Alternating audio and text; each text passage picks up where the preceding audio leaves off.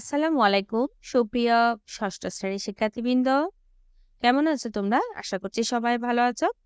তোমাদের সবাইকে একটি নতুন ভিডিও দেখার জন্য স্বাগত জানাচ্ছি। আজকের ভিডিওটি তোমাদের জন্য অত্যন্ত গুরুত্বপূর্ণ একটি বিষয়, সেজন্য তোমরা মনোযোগ সহকারে শেষ পর্যন্ত ভিডিওটি দেখ। পঞ্চম শ্রেণী থেকে তোমরা নতুন শিক্ষাবর্ষে নতুন একটি শিক্ষাক্রমের মাধ্যমে ষষ্ঠ শ্রেণীতে ভর্তি হয়েছ এবং নতুন নতুন বই পেয়ে নতুন নতুন বইগুলো আশা করছি সবাই একবার পড়ে নিয়েছো প্রথম থেকে। তোমাদেরকে যে বিষয়টা জানানোর জন্য আজকে আমি হাজির হলাম সেটি হচ্ছে তোমাদের মূল্যায়ন বিষয় নিয়ে আমি একটু কথা বলবো।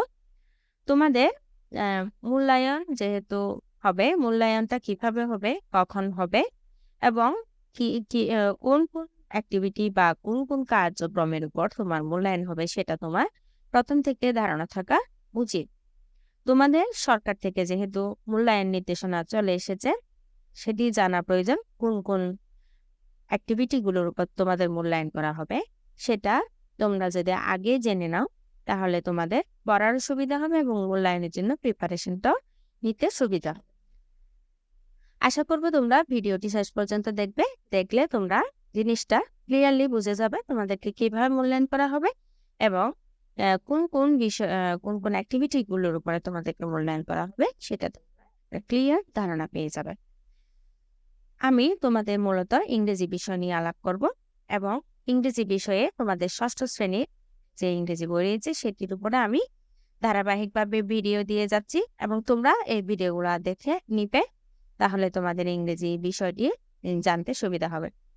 আমার চ্যানেলে তোমরা যারা নতুন তারা যদি ভিডিওটি ভালো লেগে থাকে চ্যানেলটি সাবস্ক্রাইব করে দিয়ে বেল আইকনটি প্রেস করে দিয়ে পাশে থাকবে, তাহলে নতুন নতুন যে আপডেট নিউজগুলো থাকবে সেগুলো জানতে পারবে এবং ইংরেজি সম্পূর্ণ অ্যাক্টিভিটিগুলো নিয়ে আমি আলাপ করবো, এখান থেকে তোমরা দেখে শিখে নিতে পারবে।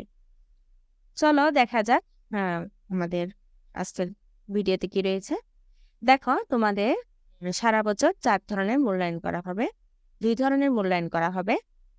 একটি হচ্ছে শিক্ষণকালীন মূল্যায়ন, একটি সামষ্টিক মূল্যায়ন। শিক্ষণকালীন মূল্যায়ন প্রথমে হবে ষান্মাসিক শিক্ষণকালীন মূল্যায়ন। এটি হবে ষান্মাসিক সামষ্টিক মূল্যায়নের পূর্বে পর্যন্ত।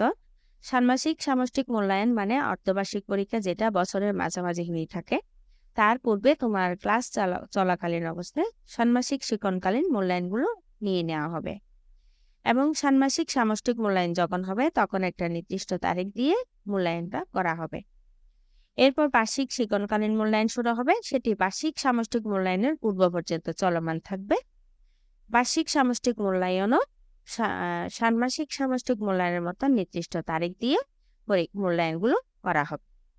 আশা করছি এই 4টি জিনিস বুঝতে পেরেছ। সারা বছর এভাবে তোমাদেরকে মূল্যায়নটা করা হবে। এখন আমরা দেখব তোমাদের ষষ্ঠ শ্রেণীর ইংরেজি বিষয়ে ষান্মাসিক শিক্ষণকালীন মূল্যায়ন কোন কোন পিআইগুলোর উপর নেওয়া হবে। তোমাদের বইয়ে এই যে ইন্ডেক্স বেস রয়েছে, এখানে তোমাদের দেওয়া আছে টোটাল 18টা এক্সপেরিয়েন্স রয়েছে। এই 18টা এক্সপেরিয়েন্সে কোন কোন পিআইগুলোকে মূল্যায়ন করা হবে আমরা এখন সেটা দেখব। তোমাদের সুবিধার্থে আমি এখানে একটা শীট করে নিয়েছি যাতে তোমরা সহজে জিনিসটা বুঝতে পারো। দেখো, এক্সপেরিয়েন্স 1-এ অনেকগুলো অ্যাক্টিভিটি রয়েছে, তার মধ্যে তোমাকে মূল্যায়ন করা হবে শুধু একটি 1.11। এই একটি মূল্যায়ন করা হবে ঠিক, কিন্তু আবার বার্ষিকে গিয়েও কিন্তু অন্য একটা অ্যাক্টিভিটি বা এটাও হতে পারে যে কোনো একটা অ্যাক্টিভিটি মূল্যায়ন করা। আমরা এখন দেখবো শুধু ষান্মাসিক শিক্ষণকালীন মূল্যায়নে কোন কোন অ্যাক্টিভিটিগুলো মূল্যায়ন করা সেটা আমরা জেনে নিই। আমি তোমাদেরকে এখানে পড়ে শোনাচ্ছি সবগুলো একে একে।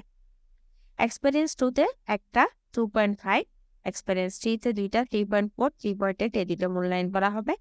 এক্সপেরিয়েন্স 4-এ 4.5, 4.6, এক্সপেরিয়েন্স 5-এ 5.9, এক্সপেরিয়েন্স 6-এ 6.8, এক্সপেরিয়েন্স 7-এ 7.6, 7.7, এক্সপেরিয়েন্স 8-এ 8.5, এক্সপেরিয়েন্স 9-এ 9.7, এক্সপেরিয়েন্স 10-এ 10.4, 10.8 এই দুইটা মূল্যায়ন করা হবে। এক্সপেরিয়েন্স 11-এ রয়েছে 11.11 এবং 12-এ আছে 12.4, 12.9 দুইটা। 13-এ রয়েছে 13.5, 14-এ 14.9, 15-এ 15.6, 15.7 এবং এক্সপেরিয়েন্স 16-এ রয়েছে একটা 16.6, 17-এও একটা 17.7, 18-এ রয়েছে 18.7।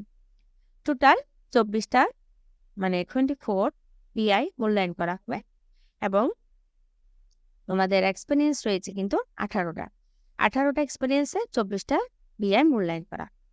তোমাদের এই অ্যাক্টিভিটিগুলো সেজন্য ভালো করে বুঝে নিতে হবে। তোমাদের বোঝার সুবিধার্থে যাতে তোমরা ভালোভাবে প্র্যাকটিস করতে পারো সেজন্য আমি এই অ্যাক্টিভিটিগুলোর উপরে ধারাবাহিকভাবে ভিডিও আপলোড করে যান। আশা করব ভিডিওগুলো তোমাদের অনেক উপকারে আসবে। তোমরা ভিডিওগুলো দেখে শিখতে পারবে, জানতে পারবে। এগুলো ছাড়াও তোমাদের প্র্যাকটিসের জন্য আমি অন্যান্য অ্যাক্টিভিটিগুলো, যেগুলো খুব গুরুত্বপূর্ণ অ্যাক্টিভিটি, প্রত্যেকটা এক্সপেরিয়েন্সের উপরে আমি সেই অ্যাক্টিভিটিগুলো নিয়েও ভিডিও দিয়ে যাব। আশা করব তোমরা এগুলা দেখে নিবে। এবং আমার একটি গ্রামার পোর্শন রয়েছে, মানে আমার চ্যানেলে একটা গ্রামার প্লে লিস্ট রয়েছে। তোমরা সেখান থেকে গ্রামারগুলো শিখে নিতে পারো।